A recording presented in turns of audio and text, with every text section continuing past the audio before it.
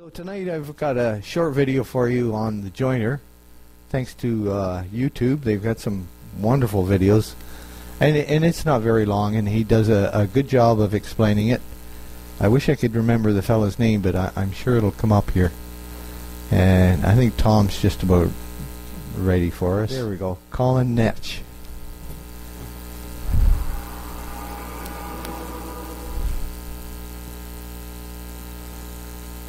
Well, we're back, and today, in 5 minutes, we're going to make you an expert on using the jointer. Hello everyone, Colin Netch here for Woodwork Web. Today we're going to talk about 3 things with the jointer. First of all, we're going to talk about setup, then we're going to look at the wood, and then we're going to talk about the safety features. Now the very first thing in setting up your jointer is to set the jointer knives. And the jointer knives, in an ideal world, they want to be equal to the height of the outfeed table. But it's almost impossible to do that.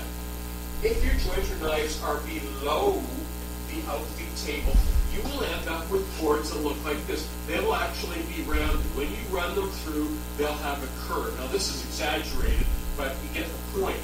So it's almost impossible to, unless you've got bionic eyes, it's almost impossible to get them absolutely even, unless you've got some kind of a special jointer or a way of setting them up. So what we do, we actually set the knives slightly above the outfeed table.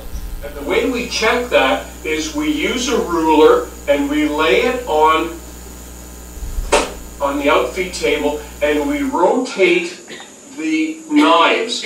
And the knife should come along and pick up the ruler just slightly, move it ahead 1/8 of an inch or about 3 millimeters, and then drop it back down on the table. And when your jointer knives, when all 3 of them do that, that's a perfect height. And if you do that, the height of your blades, it's equal to about 2 sheets of paper, the thickness of about 2 sheets of paper. So it's like 1/28 of an inch, or I think it's like 0.2 of a millimeters. It's a very, very small amount, but it's enough to give you good cuts.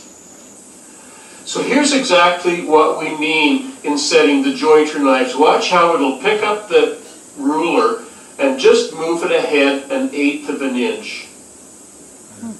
The next thing you want to do in your setup, now this isn't usually a problem, but it's a good idea to check it, is to get some kind of a flat measuring device. I have this aluminum bar, and it's very accurate.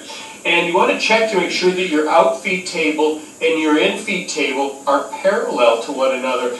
So you can't have one of them at one kind of an angle or another. So what I do is I have a measuring device, and you can use these little bars or whatever you have, feeler gauges or something, to measure these to make sure that they're actually the same and that it's parallel all the way along there. The next thing to check is to make sure that your fence is absolutely at 90 degrees. And you can use any kind of a steel rule. I really like steel rules because they're accurate and they don't move. And it's important that that be absolutely 90 degrees. We're going to run some wood through the jointer right now, and we always have the crown on top. And I think you can actually see that from that vantage point. And of course, we use hearing protection, eye protection, but we also use these push pads when running through the jointer.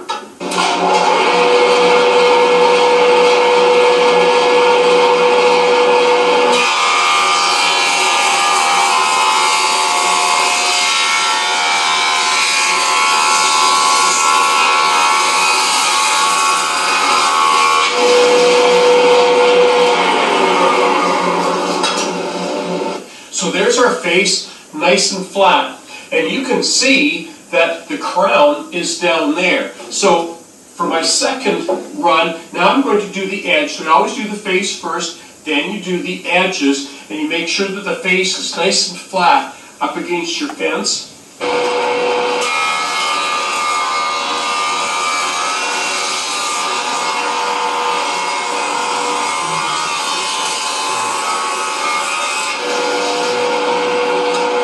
That's all it takes to run wood on the jointer and get good quality results. Make sure your jointer is set up properly. We run the face first, then we run the edges, and we always keep the crown side up on the jointer. Don't forget, follow us on Twitter, like us on Facebook, and subscribe to us because our next beginner series is going to be on the bandsaw. You won't want to miss that. I'm Colin Canet for Woodwork Web. Thanks for watching. So, I guess I should go over some of the specifics of our machine for anybody that hasn't seen it or used it. We have an adjustment here. This is the lock, and that will allow it should allow the fence, yeah, to move back and forth. You know, you don't need to use the whole table or blade if you don't need to, and you may find that it's in good shape right now, but the fence usually sits at this edge of the table, and of course if there's a lot of edge jointing being done, this part of the blade will wear faster than to get it over to a sharper part of the blade. You can just move it over like that. And then, as he showed on the video, there's a adjustment for squareness on the fence as well. You can go, I think it's 45 that way, and I think it'll go the other way as well. Yeah, that's I think that's more than 45. And there is a detent on this. You see this this little knob will pop back in when I get up to the right spot. Well, there it goes. But you can't rely on that for accuracy of 90 if you're looking to do some very accurate work, and if you're going to be using this machine, you obviously are. I suggest bringing your own square in and checking the fence, because there is a little bit of slop in there, because that detent just goes into a, you can't see it from there, can you? No, it's back here. There's a slot that knob pops into, and obviously it's not a super tight fit.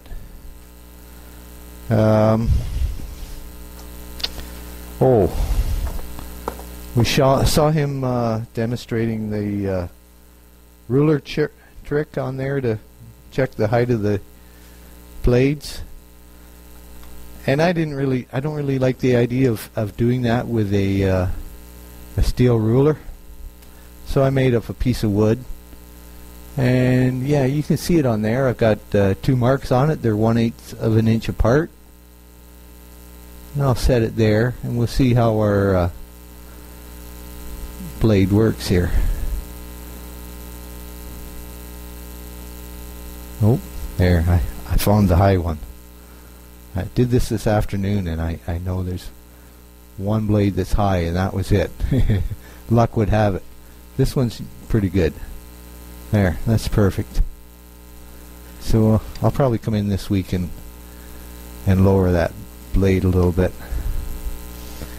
And that to do that I will use this. This is called a magneset.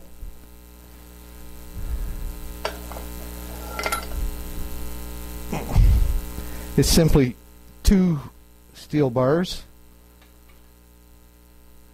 and those 3 darker spots you can see are magnets in there. And the way that works is we find the high spot of the rotation of the cutter, and I usually have a little wooden wedge that I put in my pocket tonight, and I'll stick that in there to lock the cutter in place.